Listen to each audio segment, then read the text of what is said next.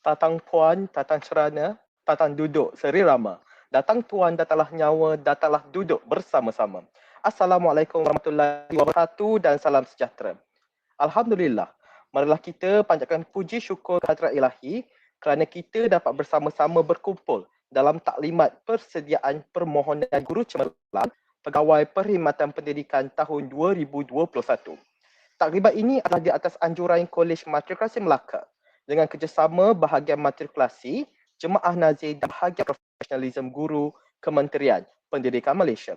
Dalam taklimat kita pada petang ini, saya Muhammad Zairul bin Marazali bertindak sebagai moderator kita dan bersama-sama kita adalah dua orang panel yang kami terhutang budi dan dengan kesudian mereka untuk berkongsi maklumat berkaitan permohonan Guru Cemerlang tahun 2021. Untuk makluman hadirin sekalian, taklimat kita pada petang ini akan terbahagi kepada dua sesi. Sesi yang pertama akan disampaikan oleh Puan Aini Nisa binti Salim. Beliau merupakan penolong pengarah unit pematuhan standard program latihan bahagian profesionalisme guru Kementerian Pendidikan Malaysia. Manakala bagi sesi yang kedua pula, taklimat kita akan disampaikan oleh Encik Wan Muhammad Sidki bin Wan Abdul Ghaffar yang juga merupakan penolong pengarah unit guru cemerlang Jemaah Nazir Kementerian Pendidikan Malaysia. Tanpa membuang masa, majlis dengan sukacitanya menjemput Puan Aini Nisa binti Salim, penolong pengarah unit pematuhan standard program latihan bahagian profesionalisme guru Kementerian Pendidikan Malaysia yang akan memberikan taklimat berkaitan pelan perancangan pembangunan profesionalisme Pegawai Perkhidmatan Pendidikan Cemerlang Kementerian Pendidikan Malaysia. Majlis dengan ini menjemput.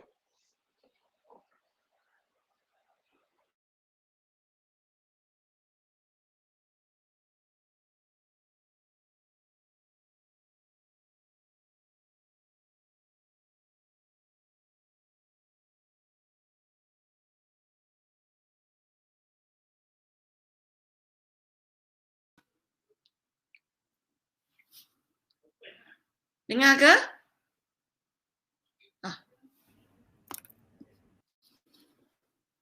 Okey, tak apa kita teruskan. Singit pula tudung ni.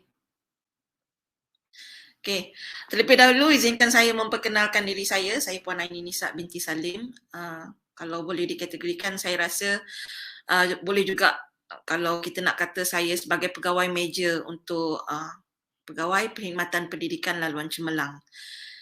Terlebih dahulu, saya sekarang ini sedang bertugas di bahagian profesionalisme guru di unit pematuhan standard program latihan.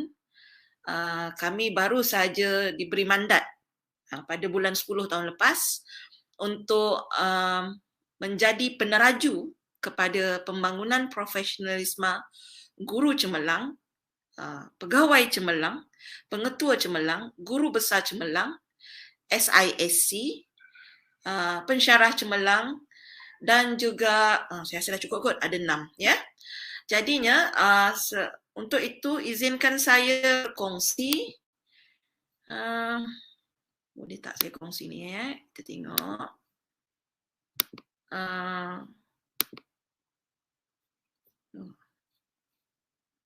Sebentar ya, hadirin yang ada. Okey. Boleh tak saya tahu dapat ke tidak, nampak ke tidak apa yang saya kongsikan? Saya perlu tanya dengan saya punya. Okey. Puan moderator, boleh nampak tak apa yang saya kongsikan? Oopsie. Sekejap ya.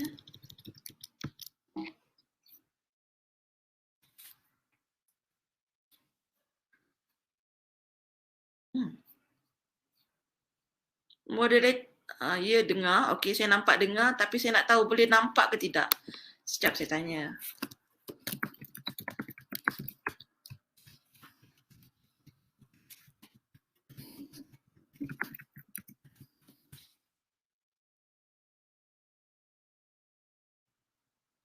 Share screen saya boleh dilihat atau tidak?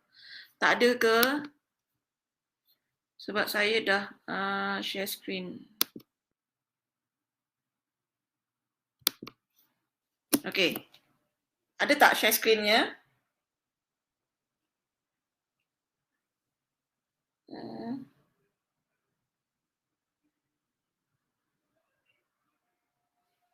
Kalau tak nampak, saya mohon untuk moderator keluarkan skrin PowerPoint yang saya share semalam kalau boleh.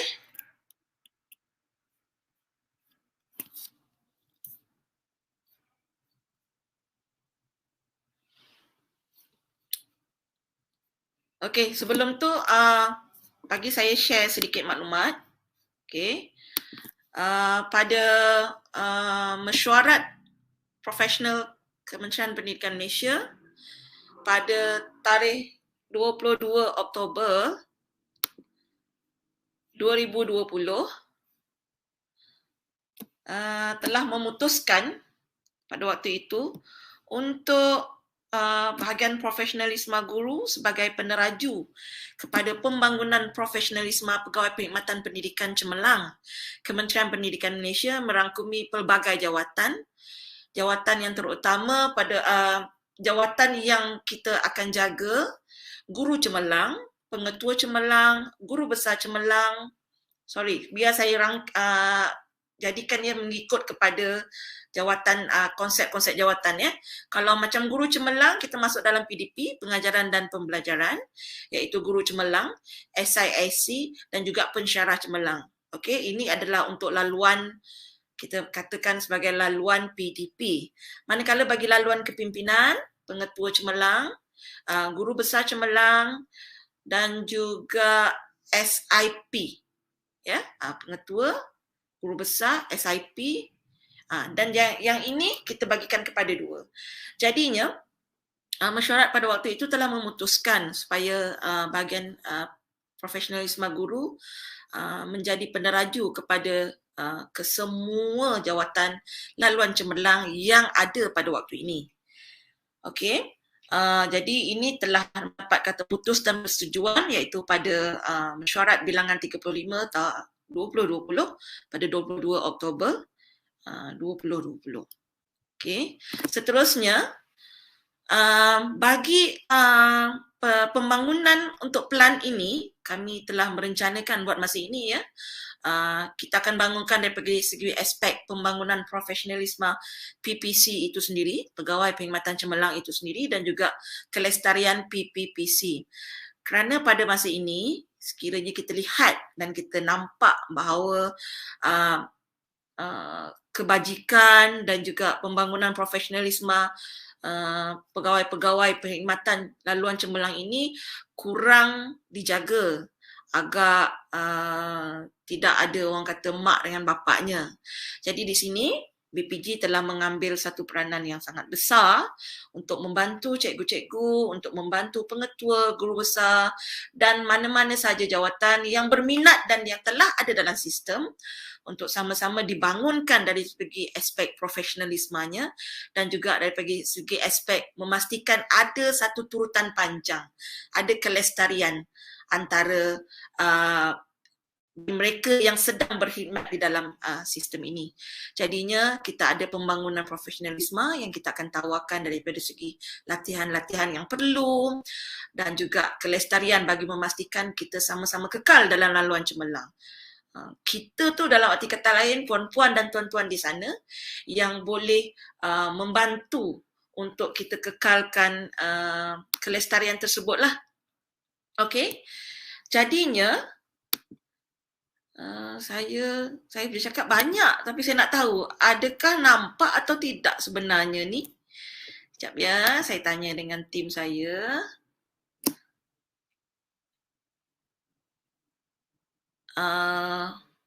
Belum ada jawapan, tak apa, saya teruskan lagi. Right? Jadi kita teruskan, next. Jadi ini adalah satu kerangka yang kami cadangkan. Kerangka ini merangkumi pelbagai aspek yang akan bertindak dan membantu untuk perkembangan holistik guru-guru laluan cemerlang, guru-guru PPP, ya, sepatutnya pegawai perkhidmatan pendidikan laluan cemerlang, yang pastinya akan berpaksikan kepada falsafah pendidikan kebangsaan itu sebagai kita punya base foundation kita.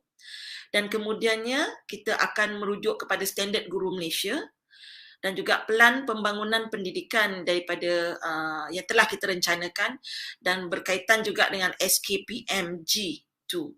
Ya, bukan setakat pada standard 4 tapi keseluruhan standard, kerana bila kita melihat kepada pegawai perkhidmatan pendidikan cemerlang, kita ada standard 1 hingga seterusnya, itu perlu diguna pakai pada setiap jawatan yang dikhususkan untuk laluan cemerlang itu sendiri. Baik, jadi setelah kita melihat kepada secara stage yang kedua, iaitu stage standard guru Malaysia tadi, kita turun pula kepada apakah yang boleh kita buat bagi memastikan mereka yang di laluan PPC ini kekal cemerlang dan boleh dicemerlangkan lagi pada masa akan datang. Kita akan melihat daripada segi penyelidikannya, kita berharap di BPJ berharap bahawa kita dapat menghasilkan guru-guru PPP cemerlang yang bukan sahaja cemerlang mengajar, tetapi cemerlang juga daripada aspek penyelidikannya. Kita nak ada penghasilan penyelidikan berimpak tinggi. Okey? Dan kemudiannya kita lihat kat situ daripada segi inovasinya, itu yang kita galakkan sebenarnya. Kita menggalakkan kepada PPP di luar sana untuk sama-sama meningkatkan lagi tahap inovasi yang ada. Memang saya tak nafikan sewaktu BPJ tempoh hari melaksanakan Convention Guru Cemerlang Kebangsaan 2020, yang saya ucapkan sangat berbesar hati tahniah kepada tuan-tuan dan puan-puan yang sanggup bersusah payah untuk menghasilkan satu inovasi yang saya rasa memang di luar daripada apa yang saya tahulah. Yang saya boleh katakan mereka yang berkongsi maklumat-maklumat di dalam KJCK itu adalah mereka yang cemerlang, dan saya tak hairan kalau kita kata nama cemerlang tu ada pada guru cemerlang itu, kerana mereka berusaha untuk memastikan bahawa inovasi-inovasi ini membantu daripada segi aspek pengajaran dan pendidikan di sekolah yang pastinya di akhirnya untuk apa? Untuk kemenjadian murid. Yang itu yang paling kita kena ingat. Dan saya rasa Encik Wan Sidki daripada Jemaah Nazir pun bersetuju dengan saya bahawa kemenjadian murid itu adalah kata kunci utama kenapakah kita nak wujudkan guru, dan kenapa kita nak wujudkan guru cemerlang itu sendiri. Kemenjadian utama menjadi kata kunci untuk tugas kita ini sebenarnya. Okey, dan di sini kita tengok ada beberapa lapisan yang akan menjadikan pelajar itu cemerlang, dan pegawai perkhidmatan pendidikan cemerlang pastinya memainkan peranan yang sangat-sangat besar. Dan bila kita nak pastikan satu hasil yang baik, kita perlu bantu daripada segi aspek khususnya, daripada segi aspek penambahan ilmunya, daripada aspek yang paling mudah pembangunan profesionalisme. Macam mana kita nak cemerlang, macam mana kita nak ikut IR 4.0, macam mana kita nak pastikan kita adalah guru yang sama level, at par dengan guru-guru di luar sana. Caranya adalah dengan kita pastikan kita bagi mereka panduan, kita bagi mereka satu kaedah untuk mereka meningkatkan kemahiran mereka sedia ada. Okey, dan kemudiannya di sini adalah tadbir urusnya, bahagian-bahagiannya berfungsi, dan di situ kita tengok bahagian-bahagian ini akan memainkan fungsi masing-masing, dan saya yakin bahagian matrikulasi sendiri, terima kasih saya ucapkan kepada bahagian matrikulasi kerana telah mengambil langkah proaktif untuk menyediakan satu plan strategik yang komprehensif yang akan kita sama-sama laksanakan, akan sama-sama kita jayakan. Saya rasa satu tangan tak mungkin akan dapat menjalankan semua aktiviti ini, dan kita mengharapkan kerjasama yang sangat-sangat baik daripada bahagian-bahagian yang berkenaan untuk memastikan kerja buat kita ini nanti akan dapat menghasilkan satu produk yang orang kata bukan setakat cemerlang locally but internationally. Yalah, who knows kan benda-benda ni semua, yang penting kita ada usaha untuk menjayakannya. Baik. Antara plan yang kami jangkakan iaitu kami bercadang untuk memastikan bahawa PPP laluan cemerlang ini dapat menikmati keindahan dengan pembangunan profesionalisme yang menyeluruh. Ini baru sedikit cadangannya, iaitu kita cadangkan untuk program pembangunan profesionalisme berimpak tinggi. Macam mana yang kita katakan berimpak tinggi? Jadi mereka perlu pastikan mereka boleh menghasilkan kajian tindakan yang menyeluruh, yang boleh diguna pakai oleh semua orang, yang orang kata bukan kata syok sendiri kajian tindakannya, tapi boleh menghasilkan satu produk kemenjadian murid itu yang mana kita boleh tengok analisa. Seperti yang kita lihat di KGCK sendiri, guru-guru ini berjaya walaupun orang kata dalam kelas dia yang sebelum ini mungkin daripada aspek budak tu mungkin dapat tak cemerlang mana, tapi hasil daripada kajian tindakan dan hasil daripada penambahbaikan yang mereka buat, pelajar-pelajar ini dapat diketengahkan, pelajar-pelajar ini dapat dibantu daripada segi pendidikan mereka lah di sekolah, ya. Kemudian kita juga ada cadangkan untuk cikgu-cikgu dapat belajar macam mana nak buat video PPB. Yang ini kita cadangkan juga, dan kalau ada cikgu-cikgu yang berminat, cikgu-cikgu bolehlah menghubungi BPG sekiranya kita ada tawarkan. Nanti mungkin kita akan buat hebahan lagi supaya cikgu-cikgu dapat maklumat yang jelas. Bila dapat maklumat yang jelas, boleh tengok timetable. Oh, sesuai ke tidak? Ini ke yang apa yang aku nak? Ini ke yang aku perlukan? Dan kaedah-kaedah ini sebenarnya kita harap untuk menambahkan lagi jumlah bilangan PPP di laluan cemerlang itu sendiri, dan supaya ramai lagi yang memohon. Mari kita sama-sama memohon untuk memastikan laluan cemerlang itu bukanlah orang kata macam jauh sangat daripada pandangan mata kita, tapi kita nak laluan cemerlang itu semua orang boleh rasa, semua orang boleh cuba. Okey, dan juga yang ketiganya, kita daripada segi program pemantapan inovasi PPP Cemerlang. Yang ini kami bercadang sebenarnya untuk menghasilkan ada rakan sebenarnya nak masuk ni. Untuk menghasilkan inovasi, yang mana inovasi ini akan kita cadangannya, ya.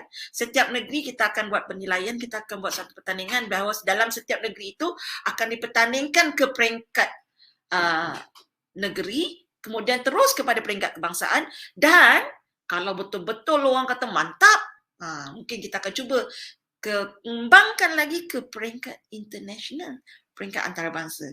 Jadi, marilah sama-sama kita buat inovasi-inovasi yang menarik ini, yang saya tahu di luar sana cikgu-cikgu memang ramai sangat yang berminat, dan kita teruskan usaha kita ini.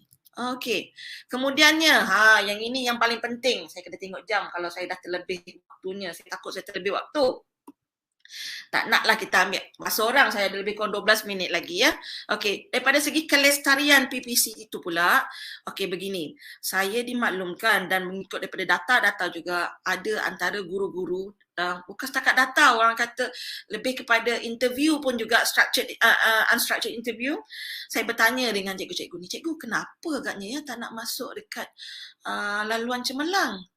Dia kata kerana banyak sangat dokumentasi, kerana yang maksudnya macam benda-benda yang tidak seronok untuk didengar. Jadinya saya berharap agar BPG akan dapat membantu tuan-tuan dan puan-puan di luar sana menjelaskan dan membantu tuan-tuan dan puan-puan menghayati kan kita katakan laluan untuk mendapatkan title guru cemerlang itu sendiri, laluan untuk mendapatkan title pengetua cemerlang, pensyarah cemerlang. Jadi kami mencadangkan untuk kita buat lapangan di segi daripada aspek lapangan, kita nak buat promosi. Okey, ini memang kami dah bersemangat sangat, tiba-tiba PKP pula. Okey, jadinya PKP ni agak menyekat sedikit program Je Raya Wara. Tapi tak apa, tak ada masalah. Kita boleh buat dalam bentuk webinar dan juga kita boleh buat dalam bentuk diskusi bagi mereka-mereka yang memerlukan.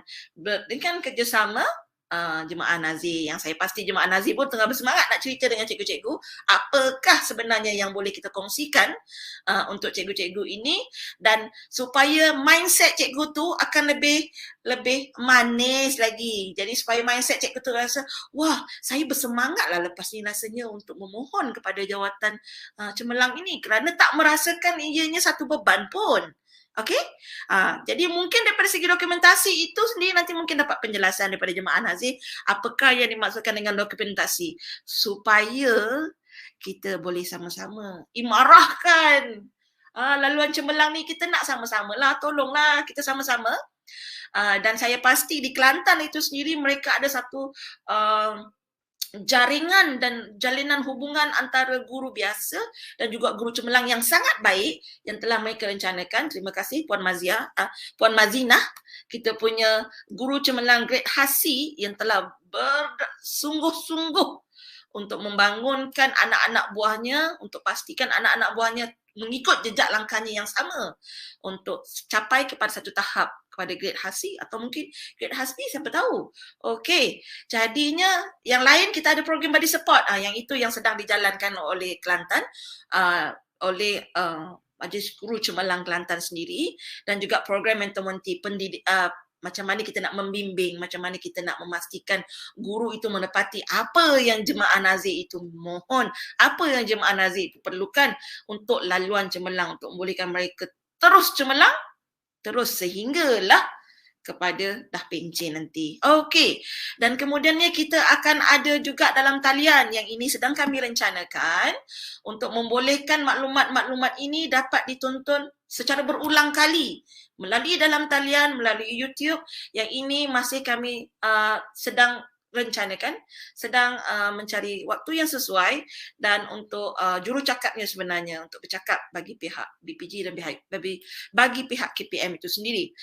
Kemudian kita cadangkan juga untuk video influencer, yang ini ikon GC, kepada guru-guru yang berminat untuk mohon kita nak minta ada influencer, mereka-mereka yang telah ada dalam laluan cemerlang ini, membolehkan mereka turut sama mencurahkan idea, mereka turut sama berkongsi pengalaman, mereka turut sama mengajak, itu yang paling penting, mengajak cikgu-cikgu kita ni masuk dalam laluan cemerlang.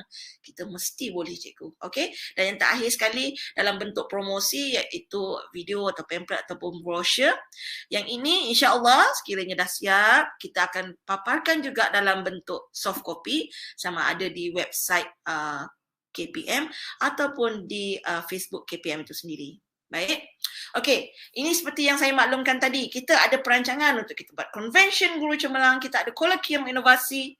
Waktunya dah pukul berapa? Ada 7 minit lagi. Kita buat bengkel pembangunan video mengikut zon yang ini. Kita akan adakan kerjasama dengan cikgu-cikgu supaya cikgu-cikgu semua dapat berkongsi maklumat yang jelas, yang tepat. Ya? Okey, jadi ini adalah perancangan-perancangannya. Tapi puan-tuan kena ingat, iaitu apa-apa pun kita kena dokumenkan apa yang kita rencanakan untuk pengajaran kita dan supaya dokumen itu nanti dapat membantu kita dalam proses kita untuk permohonan kepada laluan cemerlang. Tetapi tolong jangan ingat laluan cemerlang itu laluan yang membebankan tuan-tuan dan puan-puan, tapi laluan cemerlang itu laluan yang enjoyable, something that you will learn, you have to learn, and learn is making you wiser. Okay. Seterusnya 2 minit lagi. Ada 6 minit lagi. Okey. Jadi yang influencer tadi katanya untuk mengenal pasti pegawai perkhidmatan cemerlang yang bersesuaian untuk menjadi jurucakap seperti yang saya cakap tadi. Kemudian program mentor-mentee iaitu senior akan mengenal pasti junior yang ada dalam sistem laluan cemerlang dan mereka perlu adakan pertemuan secara berkala yang mana mereka berkongsi idea, mereka berkongsi pengalaman supaya semangat motivasi itu tidak luntur. Semangat motivasi itu boleh dikekalkan, diteruskan untuk laluan cemerlang itu sendiri.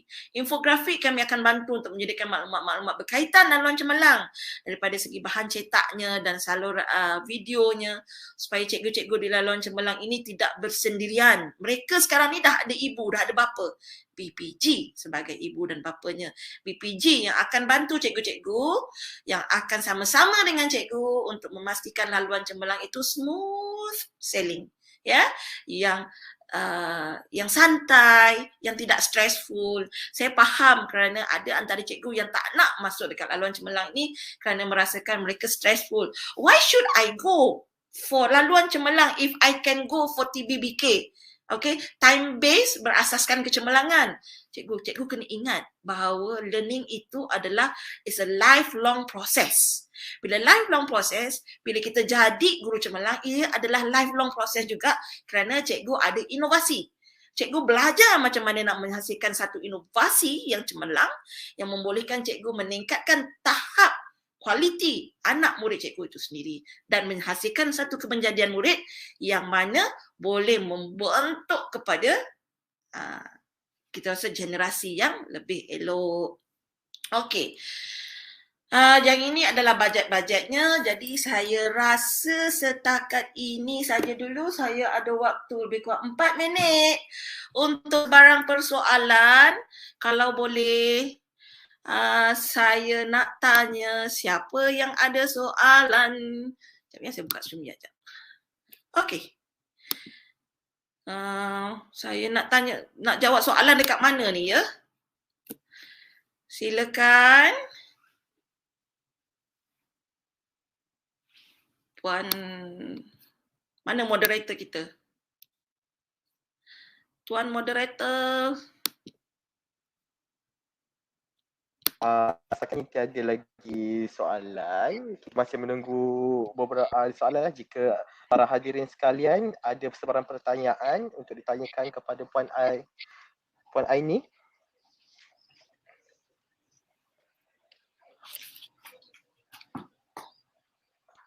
Jika hadirin sekalian ada soalan boleh disertakan di ruang komen.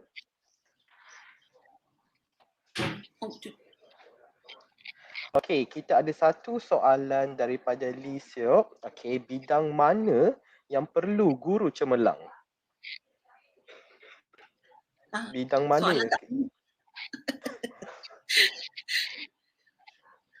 Maksudnya daripada bidang tu maksudnya apa?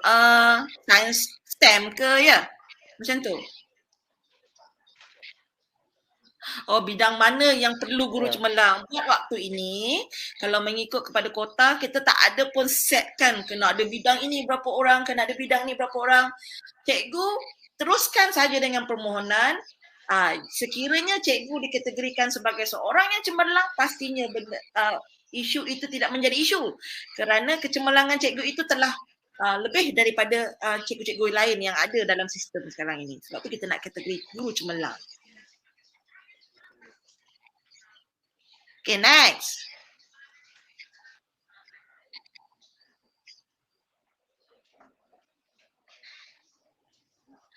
Moderator kita saya nak tahu berapa orang ada ni ya. Saya tak nampak kat sini berapa orang yang ada dalam kita punya online kita. Sewaktu permulaan tadi Puan ada lebih dah 1,000 viewers kita untuk pada petang ini. Okey, apa lagi yang boleh kita bantu? Hadirin kalau ada soalan boleh sertakan di ruang komen ya. Jangan malu-malu, tanya je. Saya boleh. Okay. Berapa tahun Puan, perkhidmatan?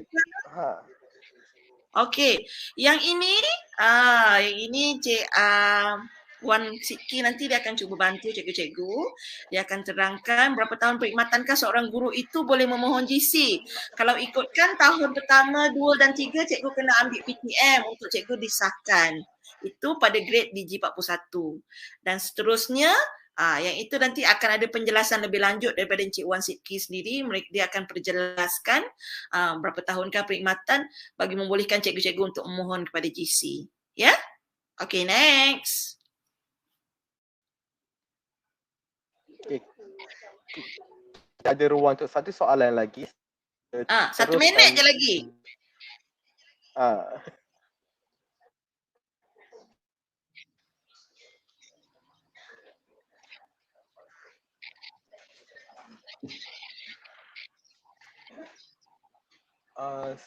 Setakat ini macam tiada lagi Puan soalan. Okay. Ada satu soalan lagi. Okey.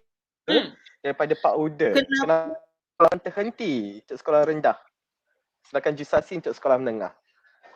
Mohon penjelasan. Okey.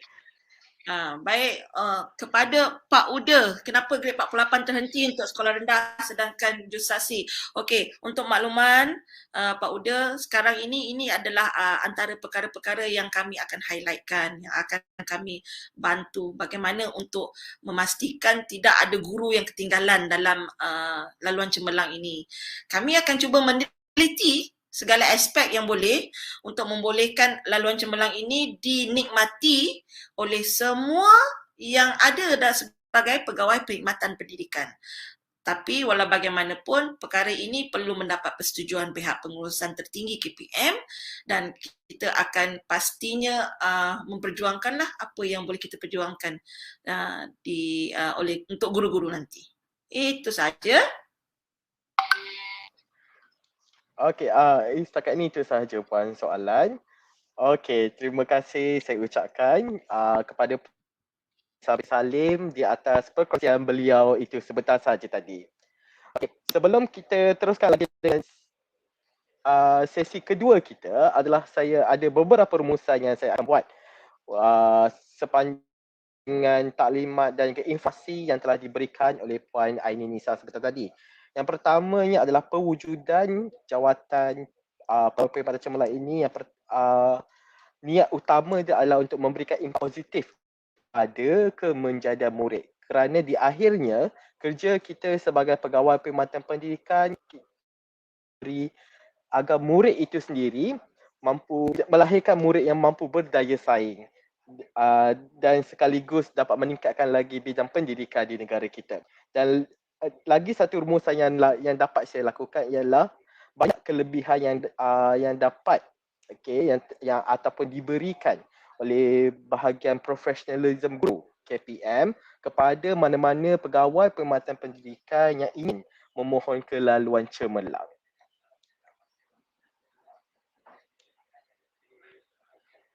Okey.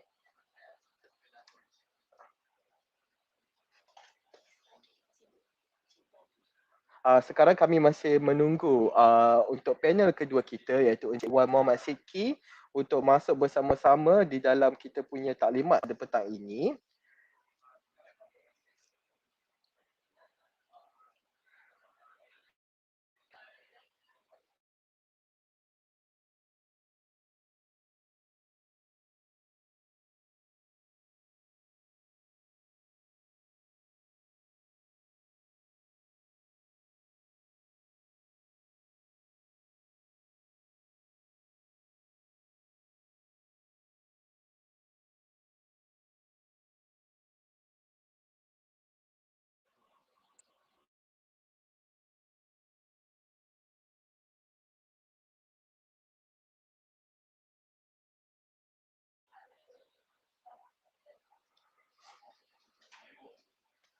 Minta maaf kepada hadirin sekalian, kita akan menunggu Encik Wan Muhammad Sidki untuk masuk bersama-sama kita untuk memberikan taklimat beliau berkaitan dengan permohonan Guru Cemerlang tahun 2020.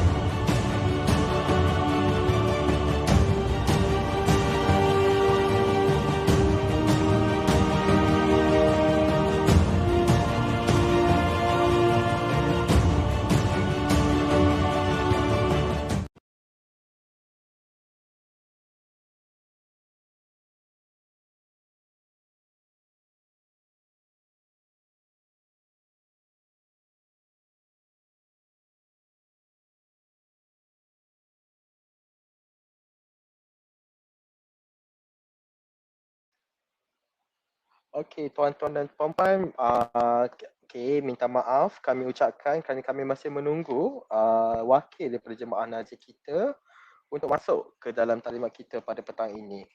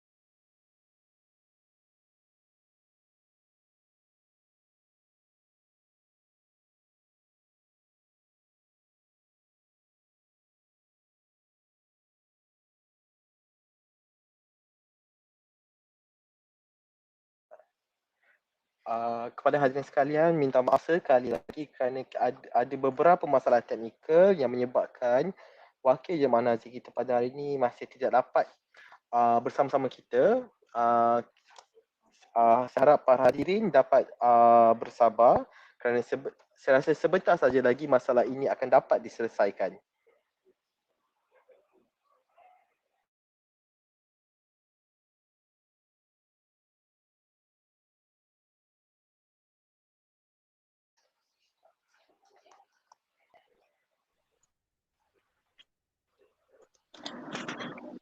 Halo, Assalamualaikum. Okey. Waalaikumsalam. Okey. Saya tak dapat masuk melalui PC Taklimat. dan melalui handphone dapat. Okey, tak apa tuan. Okey. Kita boleh teruskan. Okey, taklimat kita pada petang ini akan diteruskan lagi dengan taklimat permohonan Guru Cemerlang Pegawai Perkhidmatan Pendidikan tahun 2021. Sebelum kita bermula, ingin saya ingatkan para hadirin sekalian bolehlah mengajukan soalan dengan menulis di ruangan komen yang telah disediakan. Maka dengan ini saya menjemput Encik Wan Muhammad Siti bin Wan Abdul Ghaffar, penolong pengarah unit Guru Cemerlang, Jemaah Nazir bagi menyampaikan taklimat beliau. Dengan ini persilakan. Okay, Assalamualaikum warahmatullahi taala wabarakatuh. Tuan-tuan dan puan-puan, boleh dengar ke suara saya? Boleh tuan. Ada sedikit masalah tentang kongsikan bahan bersama dengan Puan Marzia. Macam mana saya nak kongsikan bahan ni?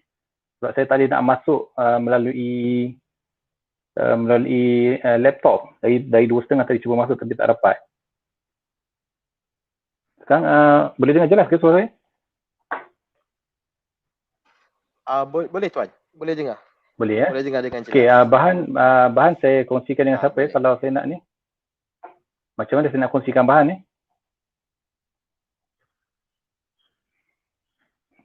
Encik Zerul?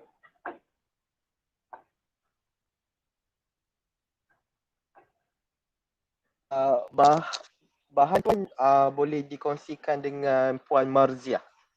Puan Marzia nanti saya hantar bahan kepada beliau untuk dia show lah Okey. Sekejap minta maaf ya tuan-tuan puan. Saya cuba masuk dari 2.30 petang tadi lagi. Tak dapat. Ni masuk melalui handphone.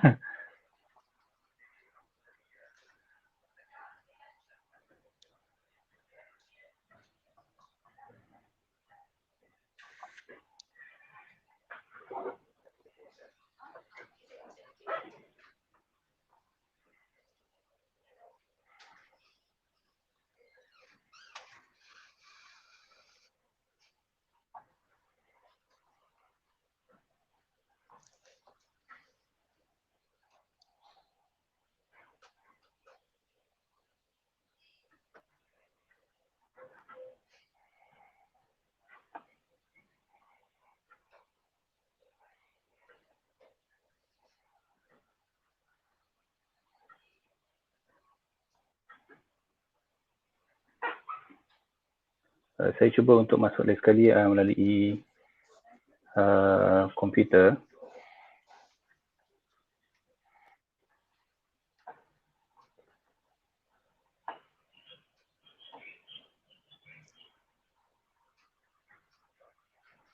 Okay, Assalamualaikum warahmatullahi taala wabarakatuh tuan-tuan dan puan-puan.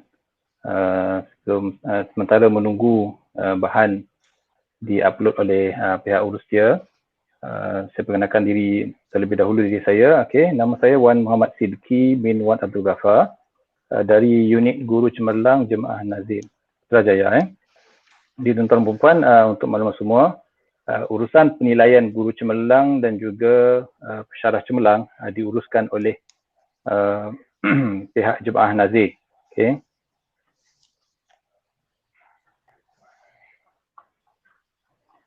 Selain daripada Guru Cemerlang dan juga Pensyarah Cemerlang, unit Guru Cemerlang juga menguruskan proses-proses penilaian lain yang melibatkan guru, antaranya adalah tokoh guru. Kami juga melaksanakan penilaian untuk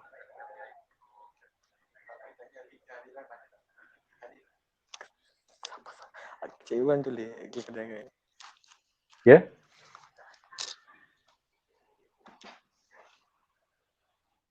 Boleh, ya Zerul? Link bahan tengah dimuat turun. Upload. Okay, pihak urus itu. Okay. Kami tengah share screen bahan daripada tuan. Okey. Selain daripada Guru Cemerlang, kami juga menguruskan penilaian untuk tokoh guru, yang mana setiap tahun yang dapat anugerah tokoh guru. Kami juga menguruskan penilaian untuk urusan pemangkuan SIC dan SIP Plus. Juga bawah kami. Dan kalau tuan-tuan pernah dengar tentang anugerah Princess Mahachakri, juga diuruskan oleh unit Guru Cemerlang. Okey, begitu juga dengan anugerah K.I. Hajar Dewantara. Okay, jadi antara beberapa anugerah yang melibatkan guru diuruskan oleh pihak Jemaah Nazir lah. Okay, jadi bahan alhamdulillah dapat. Untuk maklumat semua sebenarnya dari urusan taklimat ni, kalau ikutkan mengambil masa yang lama, saya cuba ringkaskan secepat yang mungkin lah. Okay, boleh show slide.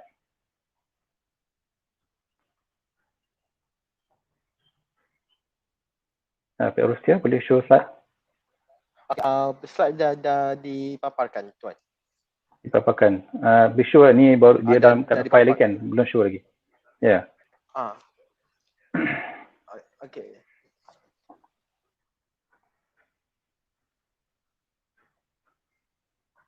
Okay.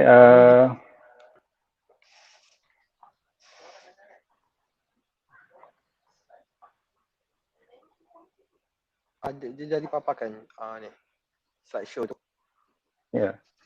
Tapi dekat paparan saya ni tak keluar, dia masih keluar dalam belum slideshow lagi.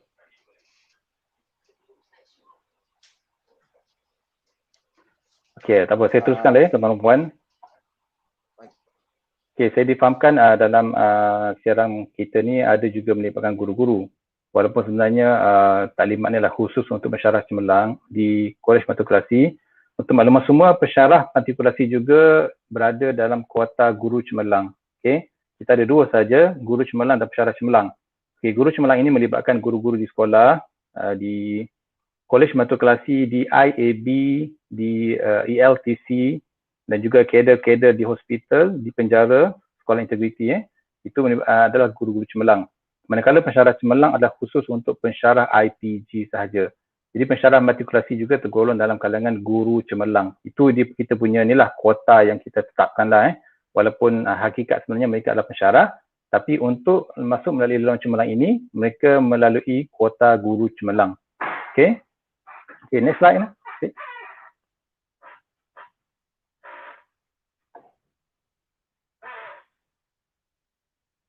Ada yang control slide ke, Cik Zara?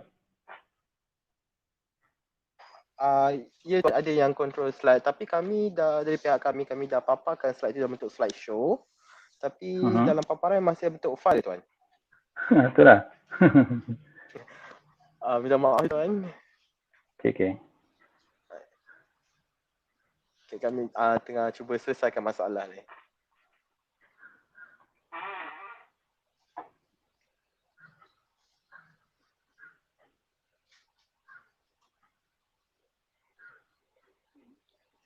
Dia tak cuba test run dulu tadi semalam ke. Okey, siapa sebenarnya guru cemerlang ini? Okey, next slide. Okey, boleh teruslah next slide lah. So dalam taklimat ini saya akan terangkan tentang definisi guru cemerlang, ciri-ciri guru cemerlang serta kriteria penilaian guru cemerlang, serta saya nak lebih tekankan sedikit tentang urusan pemangkuan GCPC yang akan kita laksanakan pada tahun ini. Okey, next slide.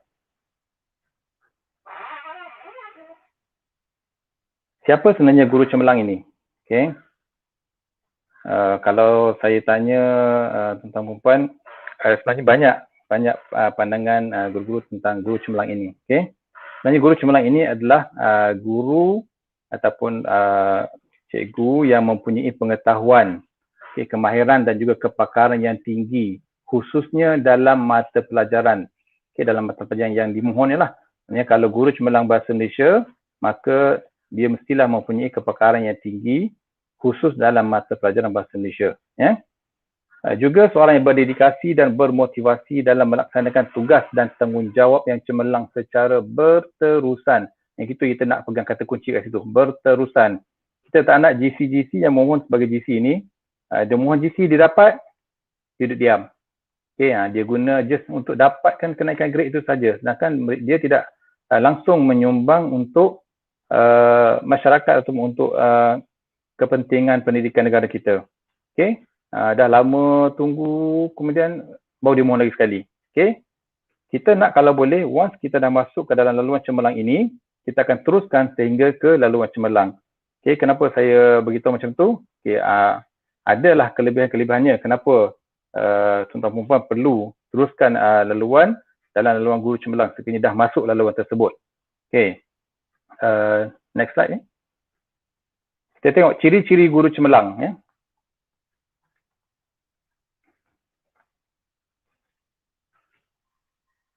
Ada 6 ciri-ciri guru cemerlang. Ya. Yang pertama sekali dari segi peribadi. Ya. Guru cemerlang mestilah mempunyai safiah terpuji, berketerampilan, patuh pada etika guru dan juga perkhidmatan awam, peka dan prihatin terhadap keperluan murid ataupun pelajar dan menjadi role model kepada rakan-rakan yang lain. Itu dari segi kepribadian. Ya. Yang kedua, pengetahuan dan kemahiran. Okay, guru cemerlang mestilah menguasai dan menghayati kandungan, menjadi pakar rujuk kepada proses pengajaran dan pembelajaran, bijak mengurus masa dan sumber pendidikan, okay, mampu mengenal pasti masalah pembelajaran, okay, selain daripada itu menyediakan program susulan bagi mengatasi masalah pembelajaran yang dikenal pasti itu. Sebab itulah BPG tadi dia nak kalau boleh guru-guru cemerlang ini dilatih, okay, dilatih untuk bagaimana untuk membuat kajian tindakan dan digalakkan untuk sentiasa membuat kajian tindakan bagi memperbaiki kualiti ataupun mutu PDP mereka. Berpengetahuan dan juga berkemahiran dalam teknologi maklumat dan juga komunikasi. Okay, seterusnya dari segi kerja mestilah berupaya meningkatkan hasil pembelajaran ke arah membangunkan potensi murid selaras dengan falsafah pendidikan kebangsaan. Ya. Seterusnya dari komunikasi, seorang guru cemerlang tersebut mestilah memiliki kemahiran komunikasi yang tinggi serta mampu menyampaikan idea dan mesej berkesan dalam pelbagai situasi. Seterusnya potensi. Seorang guru cemerlang mestilah berwawasan, proaktif, mempunyai inisiatif, bersifat responsif serta inovatif. Ya. Okay, next slide.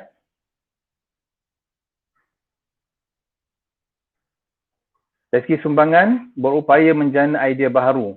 Kalau boleh, seorang GC yang menghasilkan sesuatu inovasi tersebut, bukan sekali buat, lepas tu terus diam, tak buat. Yeah. Kalau boleh, idea-idea baharu yang dihasilkan tersebut bila berterusan untuk supaya benda dapat dikongsi bersama dengan rakan-rakan yang lain. Okey, kenapa saya nak tuan-tuan dan puan ikut laluan GCPC ini? Okey, tu saya buat laluan yang agak berliku. Yalah, nak jadi seorang guru cemerlang ini bukan perkara yang mudah lah. Jadi, tetapi hasilnya, jika tuan-tuan dan puan mengikuti laluan GC ini secara berterusan, tuan-tuan dan puan boleh mencapai sehingga grade khasi. Untuk GC kita bukan jusasi, kita grade khasi. Okay, terutama sekali yang siswaza siswa di sekolah menengah, di kolej matrikulasi. Okay, dalam tempoh 16 tahun, jika tuan-tuan dan puan ikuti betul-betul laluan GC ini, dalam masa 16 tahun tuan-tuan dan puan boleh mencapai hingga ke grade khasi. Maknanya kalau kita mula perkhidmatan pada umur 24 tahun, umur 40 tahun dah grade khasi. Grade khas ni dia punya, yalah kalau kita tengok dari segi benefit dia tu, dia punya emolument lah gaji. Gaji sama level dengan jusasi. Cuma yang membezakan antara kedua tu adalah grade khas ni tak dapat lah, kereta tak dapat. Okay, elang pun agak sedikit redah berbanding dengan jusasi. Tapi tuan-tuan puan hanya duduk di sekolah mengajar sahaja. Okay, tak perlu menjadi pentadbir, tak perlu menjadi guru kanan, guru penolong kanan ataupun pengetua. Ini untuk ni 16 tahun ni kita adalah campur tolak bersemua, mungkin kita tengok urusan-urusan yang lain tu mungkinlah akan lebih dalam setahun atau 2 tahun macam tu. Maknanya masih tak lebih daripada 20 tahun tuan-tuan puan boleh mencapai sehingga grade khasi. Okey, berbeza dengan laluan biasa, time base. Okay, kalau time base, kita tengok 25 tahun berkhidmat, tuan-tuan perempuan hanya boleh capai sehingga grade BG 54 sahaja. 54 je. Pencen 54. Okay. Jadi kalau grade khasi, kalau umur 40 tahun dah dapat grade khasi, 20 tahun lagi merasa gaji yang tinggi lah. Okay. Okay, seterusnya, next slide. Ini syarat umum. Syarat umum. untuk menjadi seorang guru cemerlang, ini saya ingat kalau tuan-tuan tengok dalam iklan, boleh inilah, ini semua sama je, mana-mana laluan untuk naik pangkat, ini adalah syarat umum yang mesti dipatuhi oleh semua dalam kalangan kita mesti disahkan dalam perkhidmatan, dilantik atau dinaikkan pangkat ke grade semasa.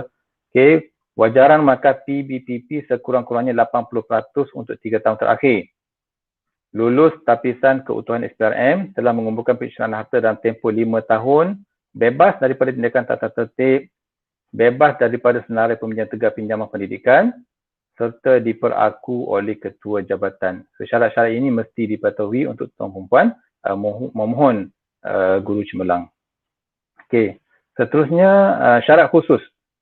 Ini syarat khusus ni adalah berbeza mengikut grade. Bagi yang calon yang memohon ke grade 29 ataupun 44, saya hanya sentuh untuk sebab kita punya audiens itu ramai dalam kalangan pensyarah matrikulasi. Saya sentuh yang inilah 41 ke 44. Tuan-tuan perempuan genap 4 tahun dalam grade 41, tuan-tuan dan perempuan boleh mohon ke grade 44. Genap 4 tahun pada 1 Januari tahun iklan dikeluarkan. Maknanya kalau tuan-tuan mula berkhidmat pada 1 Januari 2017, tahun ini tuan-tuan perempuan 1 Januari 2021 genap 4 tahun, jadi boleh memohon. Kalau boleh, bukan kalau boleh lah. Kalau tak cukup 4 tahun tu tak payahlah mohon. Memang awal-awal lagi kita akan reject lah. Memang syarat tempoh ni memang kena patuhi. Untuk ke grade 48, hanya pensyarah grade 44 mohon ke grade 48. Sekurang-kurangnya 3 tahun berada di grade 44 pada 1 Januari.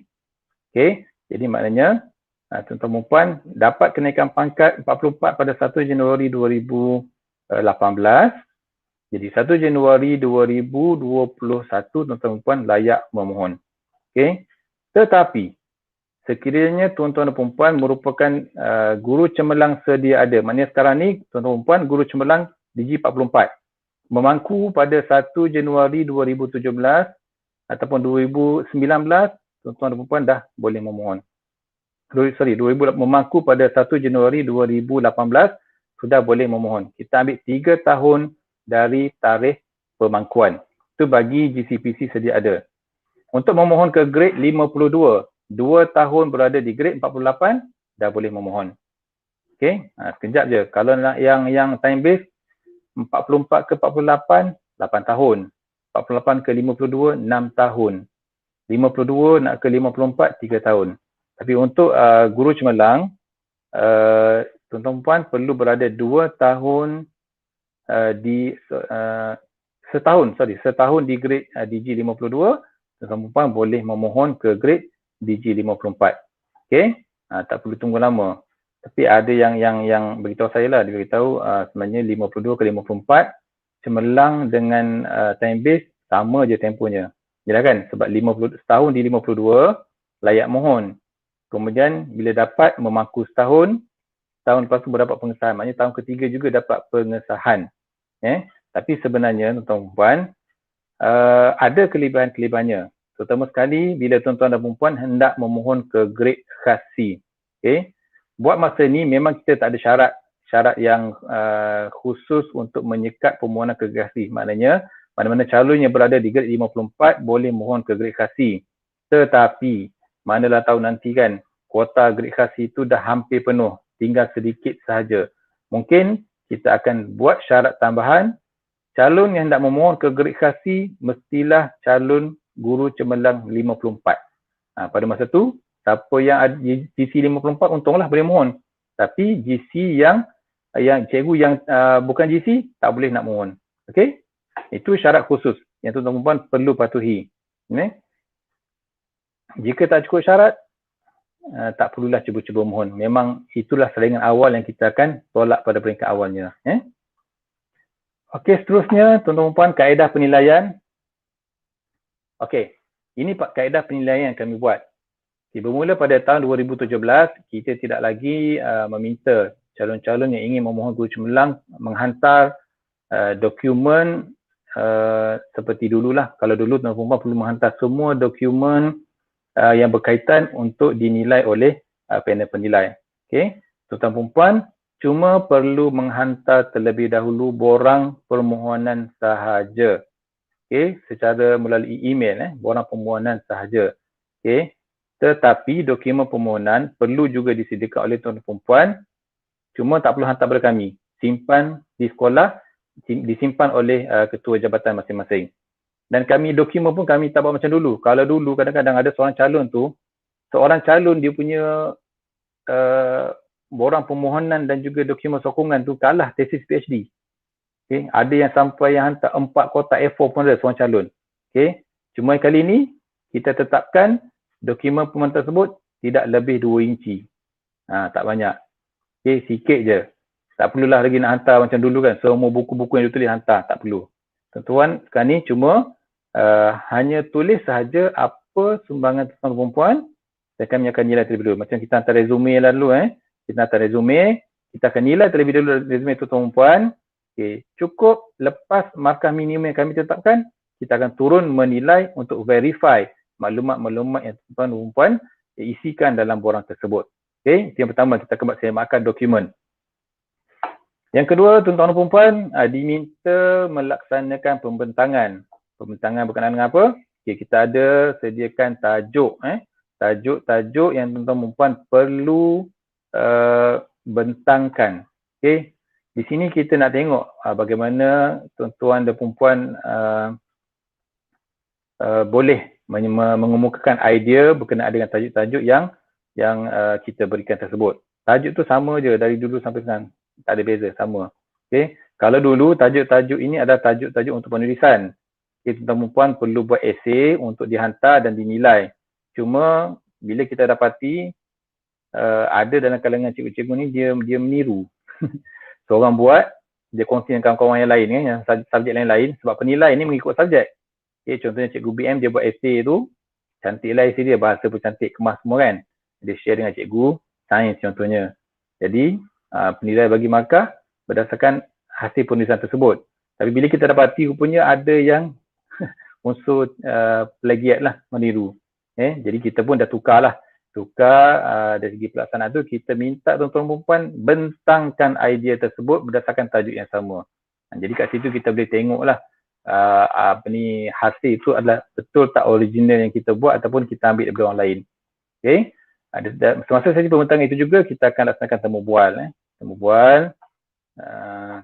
Kita akan perhatikan tuan-tuan perempuan bagaimana tuan-tuan perempuan hubungan dengan rakan sekerja, bagaimana tuan-tuan perempuan laksanakan kerja. Okay. Dan yang akhir sekali kita akan laksanakan pencerapan PDP. Ini yang pentingnya. Okay, yang paling utamanya adalah PDP. Sebab itulah pemantauan tersebut dilaksanakan. Jadi tuan guru cemerlang tersebut, walaupun sebanyak mana pun sumbangan yang dihasilkan, walaupun sehebat mana inovasi yang dihasilkan, menang peringkat antarabangsa sekalipun, tetapi sekiranya kualiti PDP di dalam kelas tidak mencapai standard minimum yang kita tetapkan, maka kita tidak akan beraku tuan-tuan perempuan sebagai guru cemerlang. Itu yang penting. PDP yang penting. Untuk makluman tuan-tuan dan perempuan, setakat ini penilaian yang dilaksanakan oleh jemaah nazir, okay, hampir kalau tengok yang lepas tu, daripada 490 calon, 200 lebih calon tidak layak diperaku disebabkan oleh kualiti PDP mereka. Maknanya hampir 50%, lebih 50% lah. Lebih 50% calon-calon yang dinilai tersebut tidak disokong untuk menjadi seorang guru cemerlang kerana kualiti PDP mereka.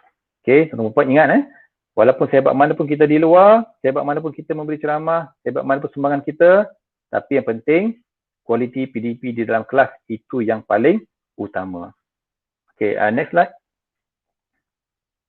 Okay, kriteria penilaian. Okay, kita ada 5 kriteria penilaian kita. Yang pertama sekali kita akan 40% adalah daripada markah PBPPP. Ya. Yang kedua akademik. Akademik 10%.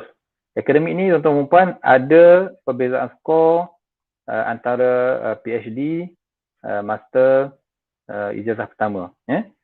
Ini ditetapkan oleh pihak JPA lah. Kalau ada PhD, tuan-tuan perempuan akan dapat full mark lah 10%. Okay, 10%. Ini solid markah 10%. Master 8%. Ijazah pertama cuma 4% sahaja. Jadi tuan-tuan di sini saya ceritakan ini tentang skor ini supaya menggalakkan lagi tuan-tuan lah kalau mungkin ingin sambung belajar dalam kalangan GC, kalau nak dapat markah penuh kat sini kena sambung belajar lah. Okay, insyaAllah. Pengalaman ialah pengalaman dalam bidang kepakaran tuan-tuan perempuan, bukan pengalaman berkhidmat.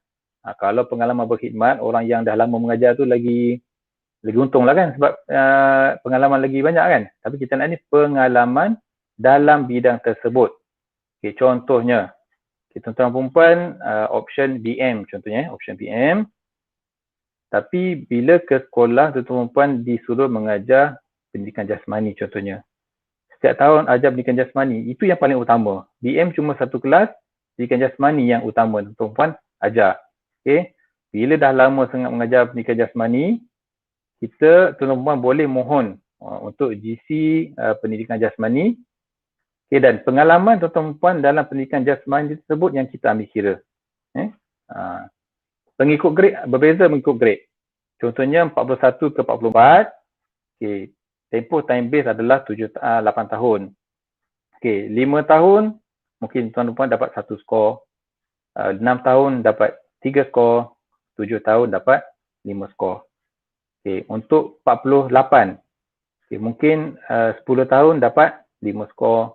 1 skor, 11 tahun dapat 3, 12 tahun dapat 5 skor. Okey, itu mengikut pengalaman tuan-tuan perempuan dalam bidang tersebut. Yang ketiga, kompetensi. 20% saja. Okey, tuan-tuan perempuan nanti saya keterangkan apa komponen kompetensi tersebut. Dan yang seterusnya adalah pemantauan. Yang ini on-site lah, penilaian on-site yang kami laksanakan. Okey, next slide. Okey, dari segi kompetensi, apa yang kita tengok? Sumbangan profesional, peningkatan profesionalisme, kajian ataupun penulisan profesionalisme, anugerah yang diterima serta inovasi yang dihasilkan. Okey, itu yang 20% tadi tu. Yang tak banyak. Saya beritahu tadi 20%. 20% adalah untuk kelima-lima aspek ini. Okey, sekiranya tuan-tuan perempuan aktif memberi ceramah, sebenarnya dia punya tu hanya 1/5 sahaja dia punya markah, tak banyak. Okay, sumbangan profesional. Okay, sumbangan profesional juga sebenarnya kita untuk cikgu-cikgu terutama sekali ataupun pensyarah di Kolej Fotografi, sebenarnya kita tak tetapkan terlalu tinggi. Dan kita tengok juga tahap ataupun grade tuan-tuan dan perempuan. Okay, sebagai contoh, tuan-tuan perempuan grade 41 nak mohon ke 44. Kita tak adalah minta tuan-tuan perempuan perlu memberi sumbangan ataupun memberi ceramah contohnya kan, sehingga ke peringkat kebangsaan. Jika ada, itu adalah satu bonus. Jika ada, itu adalah satu bonus. Dan tak banyak pun. Tak perlu banyak pun. Kalau cukup untuk setahun sekali, sudah cukup. Okay? Contohnya untuk 41 ke 44. Okay, tuan-tuan perempuan dan pensyarah matrikulasi contohnya, dapat memberi ataupun menyampaikan ceramah contohnya, ceramah ataupun berkongsi kepakaran tuan-tuan perempuan di peringkat negeri setahun sekali. Okey, tuan-tuan boleh dapat markah maksimum. Okey. Tak banyak setahun sekali. Boleh, tak boleh? Kan? Boleh kan? Okey, itu 41 ke 44. Dalam tempoh 3 tahun dapat 3 sudah dapat markah maksimum. Untuk 44 ke 48 mestilah ada pemeningkatan dia lah, ada perbezaan lah kan. Takkanlah 3 tahun tu 3 kali kan. Mesti ada lebih sikit. Begitu juga 48 ke 52. Takkan sama dengan 48. Okay, mesti lebih. Begitulah seterusnya hingga ke grade khasi. Untuk 52, 54 dan juga grade khasi, kita nak kalau boleh mesti ada sekurang-kurangnya di peringkat kebangsaan, barulah dapat markah maksimum. Especially kalau grade khasi lah. Grade khasi tu kita nak mesti ada peringkat antarabangsa, sumbangan di peringkat antarabangsa. Untuk peningkatan profesionalisme begitu juga. Maknanya kehadiran tuan-tuan perempuan dalam kursus-kursus yang berkaitan dengan bidang kepakaran tuan-tuan dan perempuan itu sendiri. Itu pun tak banyak kita tetapkan. Bukannya kita nak berpuluh-puluh, tak. Kurang daripada 5 je sebenarnya. Kurang daripada 5. Walaupun grade khasi sekalipun. Kita tak minta banyak pun.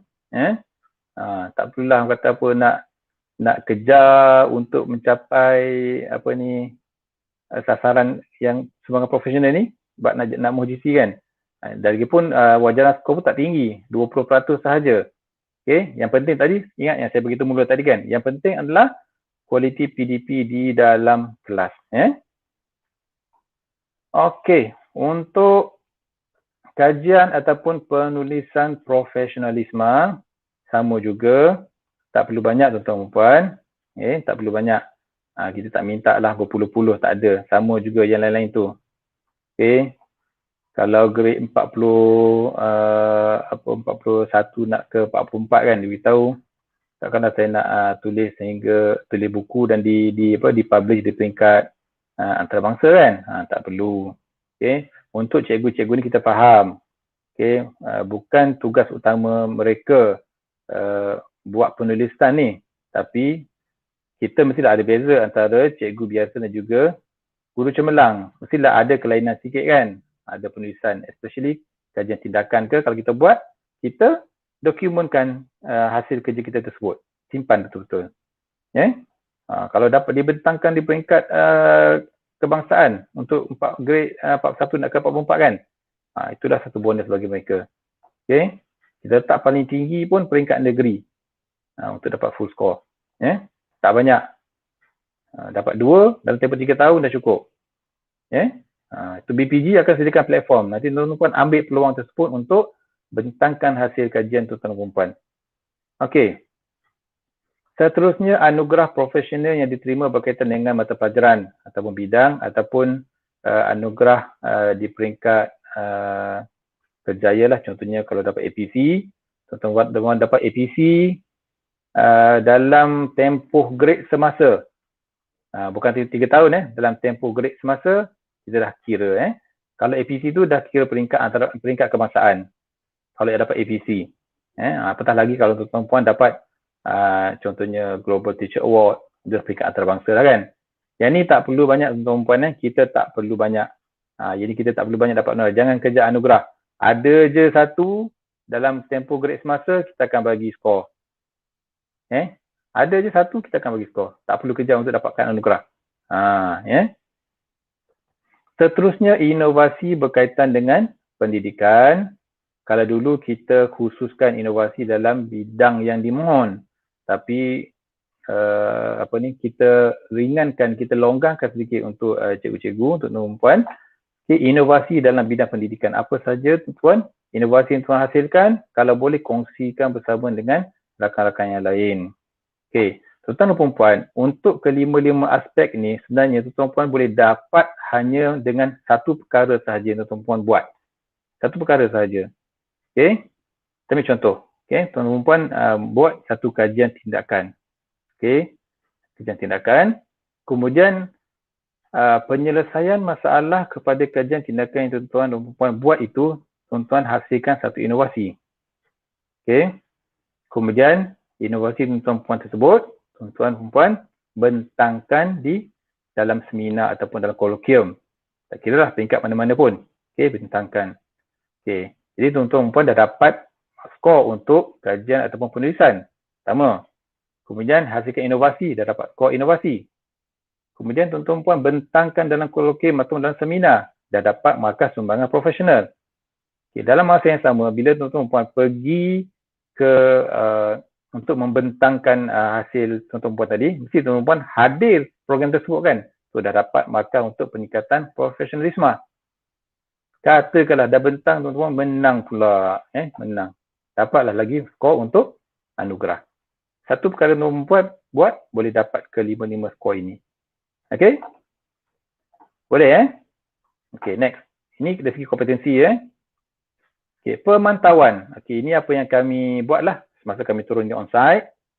Biasanya kita yang ni kita dapatkan maklumat ini berdasarkan temu bual, temu bual tuan-tuan perempuan sendiri, temu bual dengan rakan sekerja, temu bual dengan pentadbir.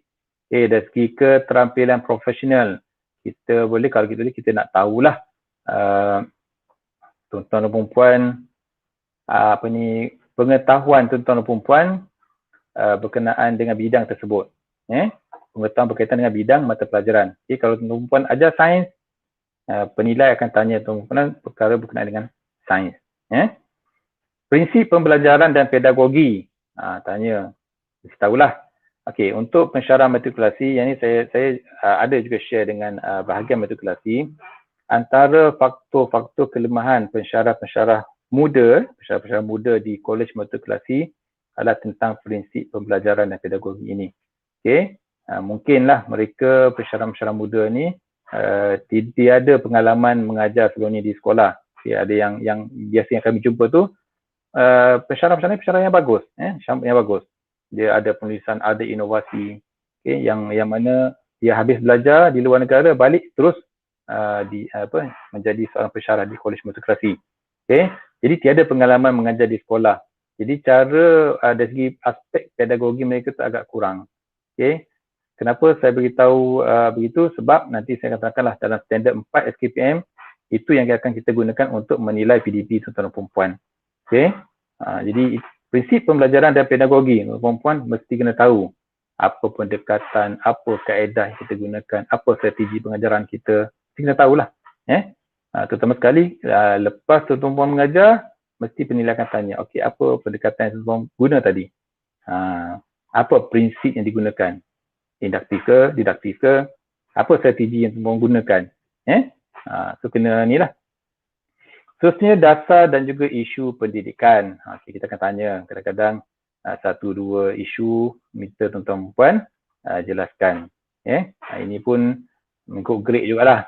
Kalau grade 41 ke 44 tu tak adalah kita nak tanya yang berat-berat sangat kan. Tapi kalau yang mau grade khas C tu biarlah soalan yang kritikal kan. Supaya sama level dengan pengarah kan, dia punya level dia tu. Jadi knowledge dia mestilah lagi tinggi berbanding dengan yang grade 41 tadi kan. Seterusnya pengurusan kurikulum. Jadi saya cerita ni untuk pensyarah di matrikulasi Untuk cikgu-cikgu, kita ada pengurusan kurikulum dan juga pengurusan co-kurikulum. Sebab pensyarah matrikulasi dia tak ada co-kurikulum. Co-kurikulum ada pensyarah lain yang akan handle kan. Tapi kalau pensyarah matrikulasi, pengurusan kurikulum saja yang kita ambil kira. Cikgu-cikgu di sekolah yang ikuti siaran ni, kita ada juga aspek co-kurikulum. Kita nak tengok bagaimana perancangan peningkatan akademik. Pensyarah-pensyarah buat tak perancangan peningkatan akademik, ada tak buat COV, ETR, apa langkah yang untuk meningkatkan akademik pelajar mereka. Penilaian pencapaian akademik.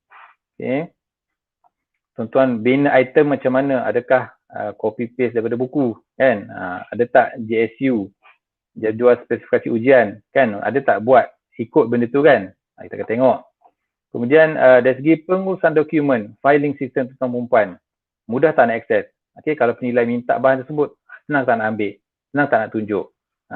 Bukan main lambat dalam satu file, semua benda dalam satu file kan? Nak cari, kena belik banyak kali, tak jumpa kan?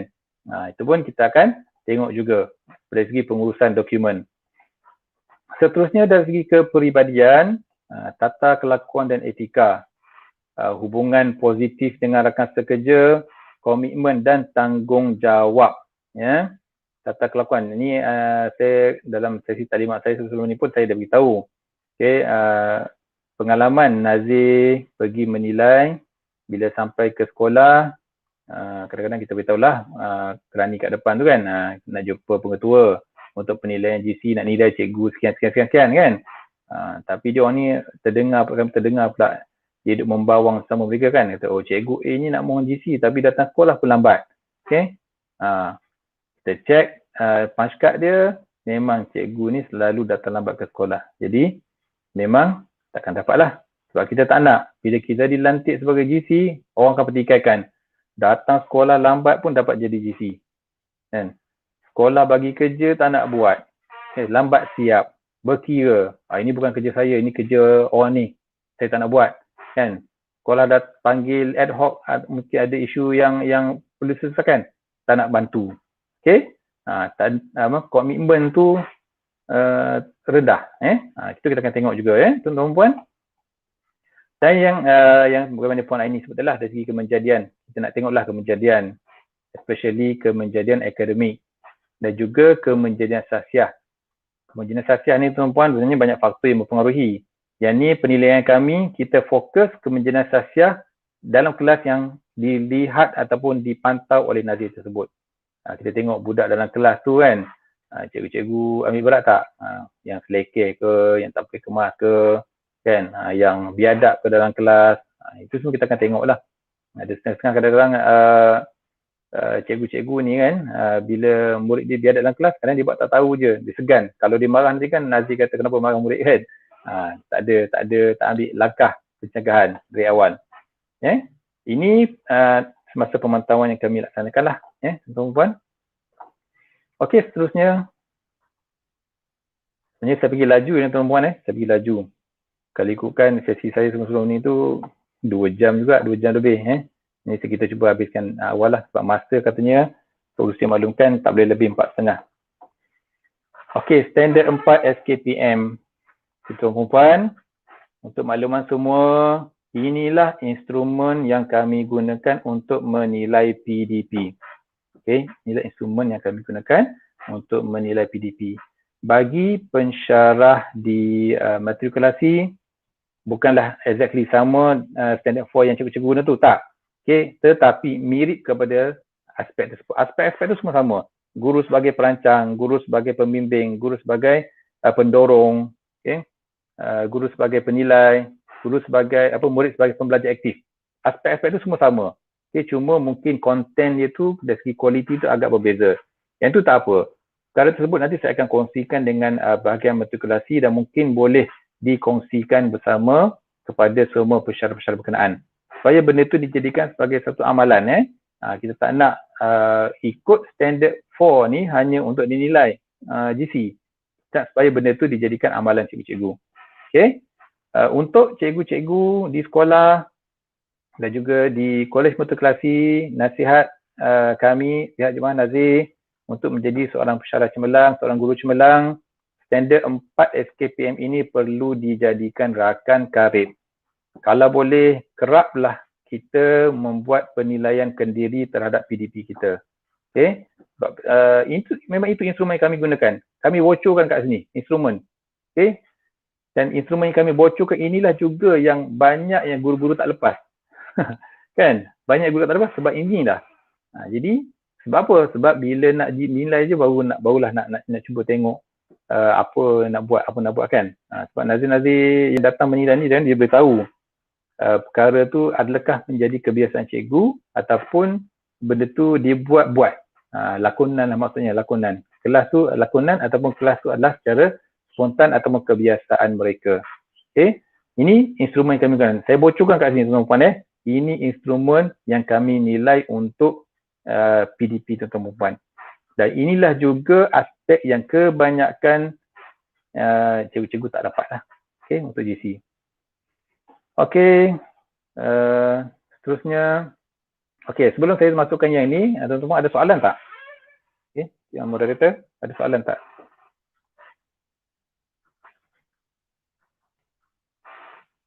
Yang ini saya nak terangkan tentang urusan permohonan untuk tahun inilah. Kita ada beberapa soalan daripada ada satu soalan daripada para peserta. Okey, soalan yang pertama, adakah guru yang berada di grade 42 boleh memohon GC grade 44? Itu soalannya. Boleh. Yang boleh. Yang boleh. Sebab DG 42 dia sama level dengan DG 41 lah. Boleh mohon Tapi mesti ikut mesti mematuhi tempoh syarat tadilah. Maknanya kalau 41 nak mohon ke 44, sekurang-kurangnya 4 tahun di 41 baru boleh mohon. Begitu juga dengan 42. Sekurang-kurangnya 4 tahun di grade 42 barulah boleh mohon ke grade 44. Okey. Itu saja soalan. Itu saja setakat ini, tuan. Itu saja. Okey. Saya masuk kepada urusan pemangkuan GCPC bagi tahun 2021. Tentang perempuan, sebenarnya kalau mengikut perancangan kami, pada minggu ni sepatutnya dah keluarlah iklan minggu ni. Tapi masih lagi pending di peringkat bahagian pengurusan sumber manusia, dan mereka pun perlu mematuhi beberapa prosedur lah. Tambahan pula sekarang ni masa banyak PDR, jadi banyak urusan tu tak dapat nak diselesaikan. Okay, insya-Allah doakanlah kemungkinan iklan akan dikeluarkan selepas pertengahan bulan Februari nanti. Okay? Jadi tuan-tuan selalu, kalau boleh selalu tengok dalam portal KPM, portal KPM ataupun dalam portal e-pangkat. Biasanya kita akan letak iklan ke dalam kedua portal tersebutlah. Dan tahun ni juga kami dah minta pihak BPSM kalau boleh perluaskanlah pemakluman iklan tersebut. Kalau boleh minta unit komunikasi korporat masukkan juga ke dalam FB kementerian, Twitter ataupun Instagram, kalau ada apa saja medium lah.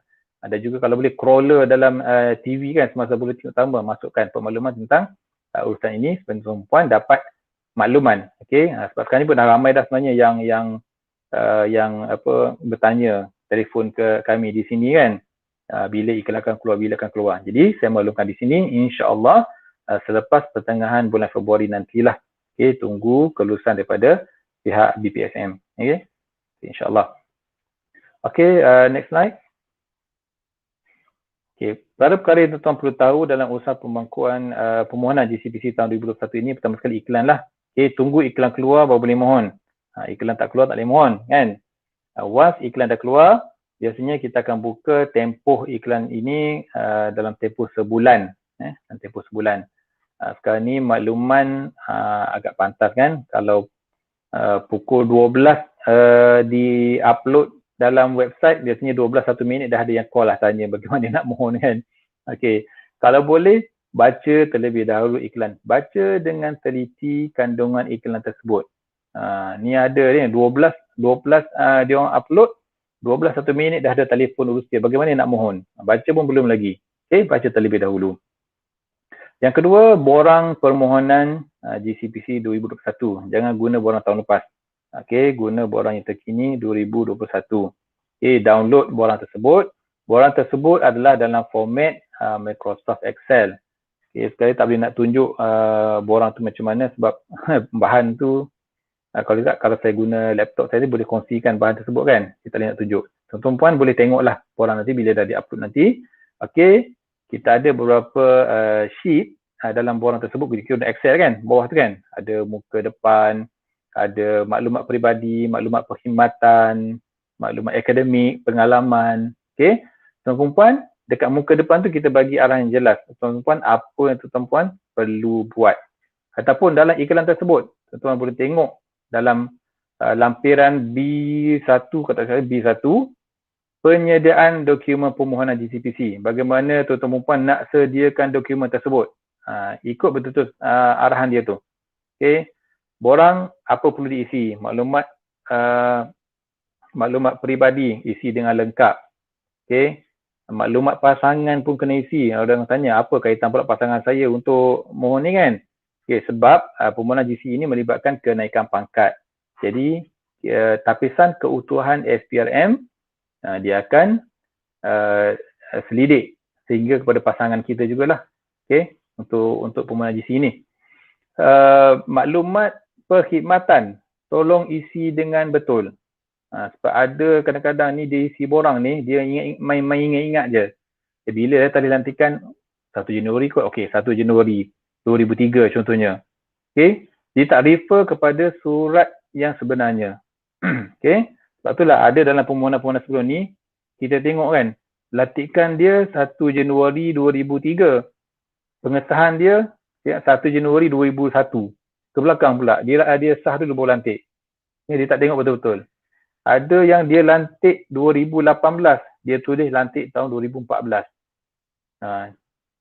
Tak tahulah apa tujuan dia. Mungkin tujuan dia supaya dia tengok dia tak layak lagi mohon ni. Jadi dia backdate dan dia punya tarikh lantikan tu supaya melayakkan dia mohon kan.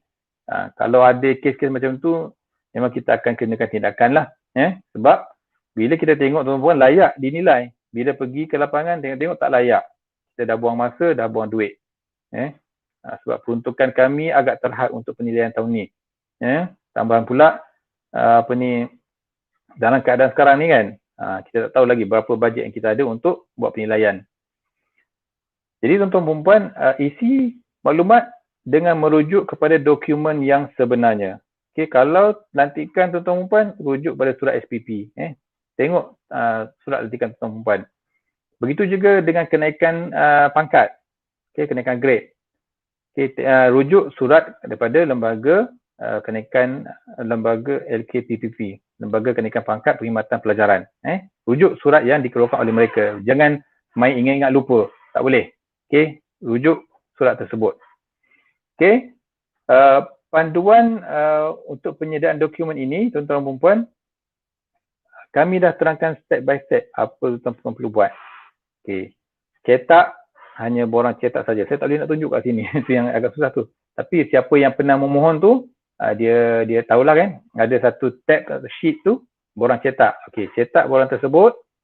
Ada juga disertakan dengan lampiran kompetensi, maklumat tuan-tuan tadi lah. Maklumat tuan-tuan terlibat sebagai penceramah ke, moderator ke, facilitator ke. Lampirkan sekali. Kemudian ikut urutan dia. Salinan kad pengenalan, surat lantikan, surat SCG akademik. Kita dah listkan ikut urutan tersebut. Dan tidak lebih, ketebalan dia tidak lebih 2 inci. Tidak lebih 2 inci.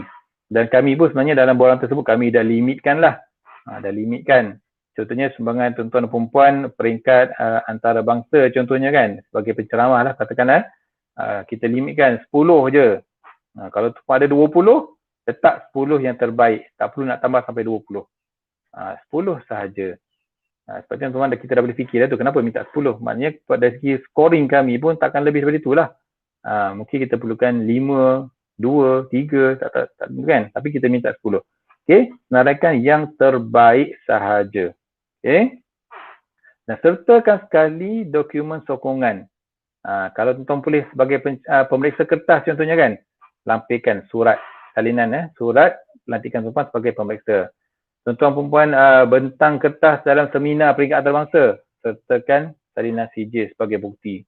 Tuan-tuan dan perempuan tulis jurnal contohnya, jurnal, tak perlulah lampirkan jurnal, just lampirkan abstrak jurnal tersebut. Begitu juga dengan tuan-tuan perempuan tulis buku, kena pula tulis buku yang tebal kan, tak perlu lampirkan buku tersebut. Gambar cover depan buku dah cukup. Yang ada tulis nama tuan-tuan perempuan sebagai bukti. Buku tu nanti kalau tuan-tuan layak dinilai, kami akan pergi barulah tunjuk dekat penilai tersebut. Ini buku yang saya tulis. Itu panduan untuk permohonan, tindakan pemohon. Yang seterusnya panduan permohonan tindakan ketua jabatan. Apa ketua jabatan perlu buat? Tuan-tuan perempuan, borang yang kita sediakan adalah dalam format Excel, soft copy Excel. Tuan-tuan perempuan namakan betul-betul. Dalam panduan tersebut kami dah tunjuk dah bagaimana cara penamaan borang tersebut. Negeri, grade dimohon, negeri, nama sekolah, grade dimohon, nama sekolah, nama calon. Ikut arahan itu kan. Sebab apa? Sebab yang mohon bukan tuan-tuan perempuan seorang. Yang mohon tu ramai kan. Ada yang bila bila tuan download borang tersebut kan, nama file tersebut adalah borang JCPC. Yang itu dia hantar balik pada kami pun nama borang JCPC. Kami tak tahu borang siapa tu. Pasalah kena buka borang tengok, oh borang si Ali. So kami yang pula kena rename benda tu. Jadi kalau mood orang yang buka masa tu okey, dia terimalah. Kalau mood dia tak okey, dia buang je. Reject je. Sebab apa? Tak ikut tata cara yang sepatutnya. Jadi patuhi betul-betul. Namakan betul-betul file Excel tersebut dengan nama yang kami ikut format yang kami dah tetapkan. Kemudian soft copy borang Excel tadi beserta dengan dokumen yang tuan-tuan dah hasilkan tadi tu, serahkan kepada ketua jabatan. Kalau cikgu kepada pengetua lah. Kalau pensyarah matrikulasi kepada pengarah kolej masing-masing. Serahkan. Dan kalau boleh, kalau ada kat sini pengarah kolej ataupun pegawai dari bahagian matrikulasi, kalau boleh ingatkanlah pengarah kolej masing-masing supaya menyemak terlebih dahulu dokumen yang dihantar oleh calon tersebut dan juga borang yang diisi oleh calon tersebut lengkap ke tak lengkap. Ataupun yang pertama sekali, cek dulu layak ke tak sebenarnya orang ni. Cukup syarat tak? Tempoh perkhidmatan dia cukup tak? Ada masalah, ada tata tertib tak? Cek. Okay, sebelum hantar. Kalau dah lengkap, kalau dah cukup syarat, semak, teliti. Adakah maklumat yang diisi dalam borang tersebut betul? Lengkap. Sebab ada dalam kalangan ni borang tak lengkap. Tahun lepas kita tolak 35, 8, 27 permohonan pensyarat IPG yang mohon grade khas C sebab borang tak lengkap. Yang GC pun ada. Kalau yang hantar peringkat awal tu kadang-kadang saya semak kan borang tak lengkap, saya telefon. Yang hantar bila kita keluar iklan tu kan, seminggu pertama tu dah ada yang hantar kan.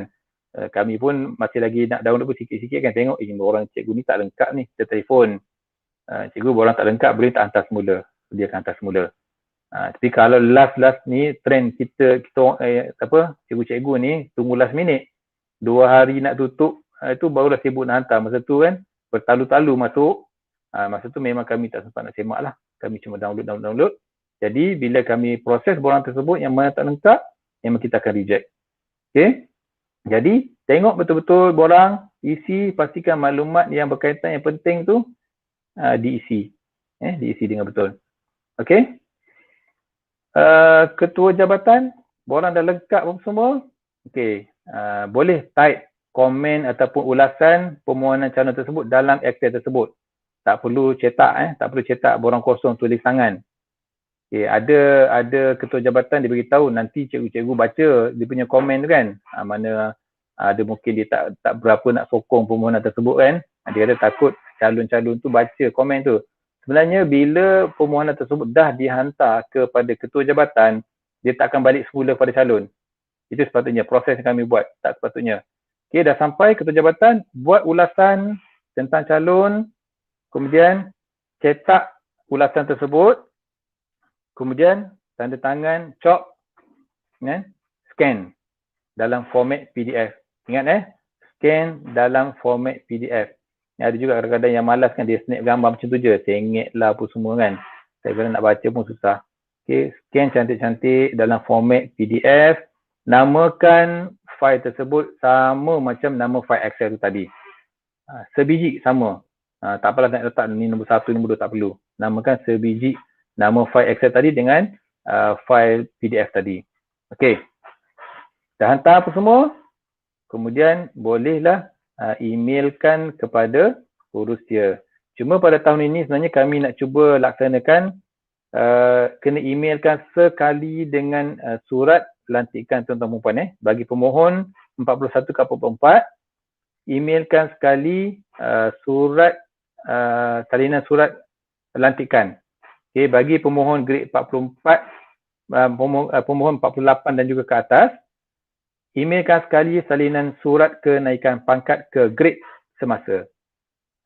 Okay, maknanya sekarang ni kalau kita grade 48, nak mohon ke 52, sertakan sekali surat kenaikan pangkat ke grade 48 tersebut.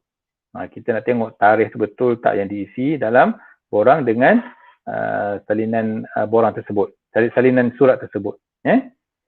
Okey, jadi 3 perkara perlu di-email oleh ketua jabatan. Yang pertama, borang dalam format Excel. Yang kedua, perakuan ketua jabatan dalam format PDF. Dan yang ketiga, salinan surat lantikan atau salinan surat kenaikan pangkat ke grade terkini. Okay, untuk di-emailkan kepada urus dia. Pastikan nama ketiga-tiga file ini, nama file ketiga-tiga ini adalah sama mengikut format yang telah ditetapkan. Okay, negeri mana, grade berapa mohon, sekolah mana, nama calon. Okay, ikut je. Kemudian email kepada pihak urus dia. Subjek untuk email pun mesti nama sama dengan nama file tadi. Sampai macam tu sekali kami buat. Sebab yang mohon tu bukan seorang, mohon tu beribu. Jadi senang untuk kita trace. Sebab kadang-kadang dia tuan-tuan telefon. Cik, kami nak cek ada tak permohonan ini diterima. Jadi kita akan cek lah email yang masuk. Oh, okey, dah diterima. Okey, senang. Okey, itu tujuannya. Jadi ikut je.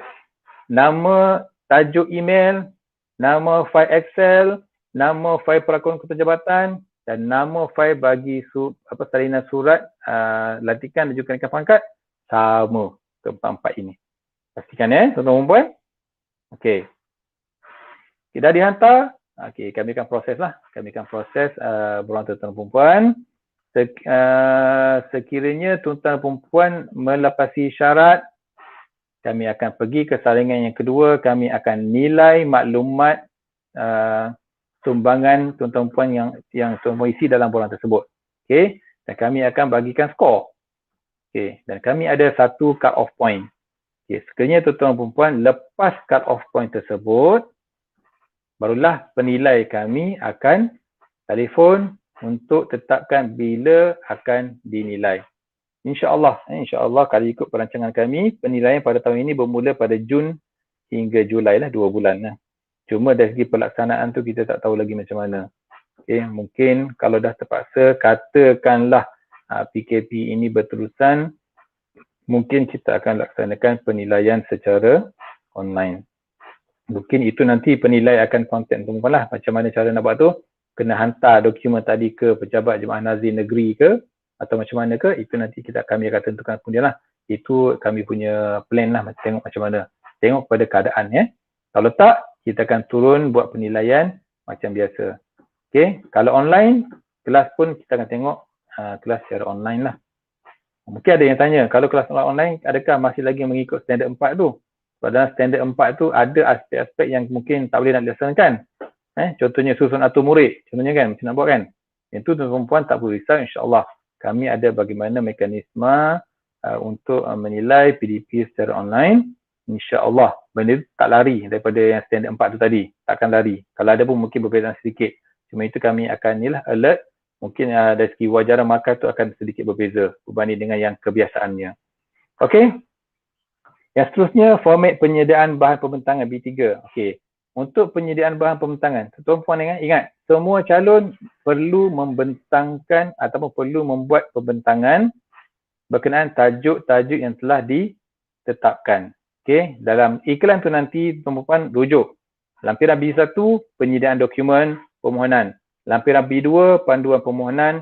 Lampiran B3 adalah panduan penyediaan slide pembentangan. Okey, tengok.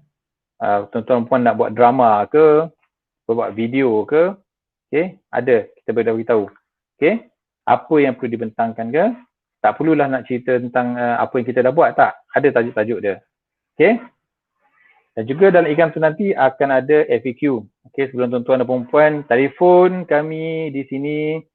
Okay, tambah pula kalau BDR ni kan, PKP ni banyak kerja kat rumah, telefon tak berangkat lah. Baca terlebih dahulu FAQ tersebut. Okay, baca. Kalau tak selesai juga masalah tuan-tuan, barulah telefon pada kami di Jemaah Nazir. Ia berkaitan dengan penilaian lah. Kalau berkaitan dengan perkhidmatan tu kena telefon bahagian pengurusan semua Malaysia. Okay, berkaitan dengan penilaian, kontaklah Jemaah Nazir. Okay, ada soalan, kita ada masa lagi 16 minit. Saya buka untuk soalan lah.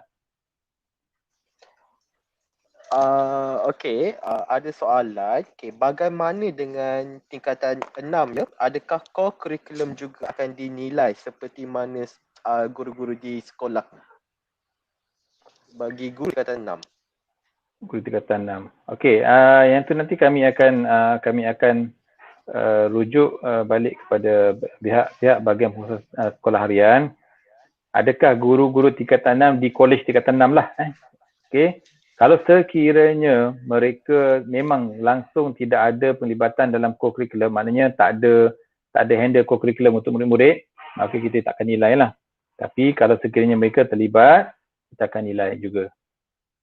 Tak nilai banyak pun kita akan nak tengok bagaimana pengetahuan cikgu-cikgu tentang bidang yang cikgu handle itu, okay, bagaimana pelibatan murid-murid yang cikgu handle itu, okay, setakat mana penlibatannya, yang itu je kita akan tengok. Jangan risau, tak adalah kita tengok detail perlu menang sampai peringkat antarabangsa, tak adalah. Okay, just penilaian yang ringkas sahaja. Okay, sebab semua cikgu-cikgu di sekolah tu memang ada co-curriculum kan. bagaimana pengurusan dokumen co-curriculum, okey, bagaimana cikgu merancang program co-curriculum yang cikgu handle. Itu kita kadang tengoklah, ya. Okey, soalan yang lain? Okey. Soalan yang ketiga, bagaimana pula dengan penilaian kepada SISCT plus? Sorry, minta maaf. SIC. Yeah. SIIC. Yeah. School Improvement SIIC, School Improvement Specialist Coaches. Ya, betul? Ya, betul. Betul ya? Okey. Untuk SISC, okey, dan juga SIP, pihak Jemaah Nazir merupakan salah seorang penilai. Bukan kami totally yang akan menilai lah. Cuma kami membantu dan merupakan salah seorang yang akan menilai calon tersebut. Dia pelaksanaannya dari dulu sampai sekarang sama je. Kita akan nilai dokumen, calon perlu buat pembentangan, okey, dan kalau ikutkan tu kita nak tengok dia punya end product dia tu. Okey, kalau SISC bimbing cikgu, kita nak tengok peningkatan kualiti PDP cikgu yang dibimbing tersebut. Okey, itu untuk SISC lah. Ya. Okey.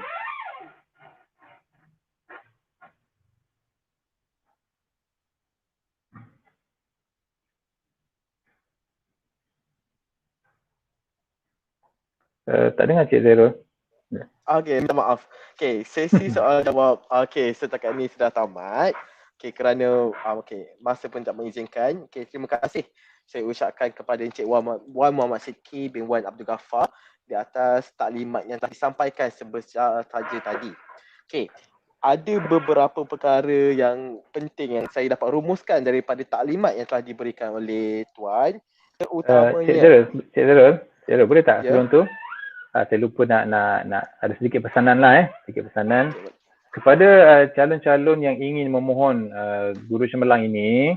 Okay, saya nasihatkan carilah mentor dalam kalangan GC PCC ada ni, bagaimana untuk membimbing mereka. Okay, GC jangan kita bergerak sendiri. Okay, cari mentor yang boleh membimbing bagaimana untuk kita jadi seorang GC ini. Tak kira lah cikgu tu dah pencen pun tak apa, tapi dia GC kan, boleh bimbing. Okay, ataupun GC dia ada.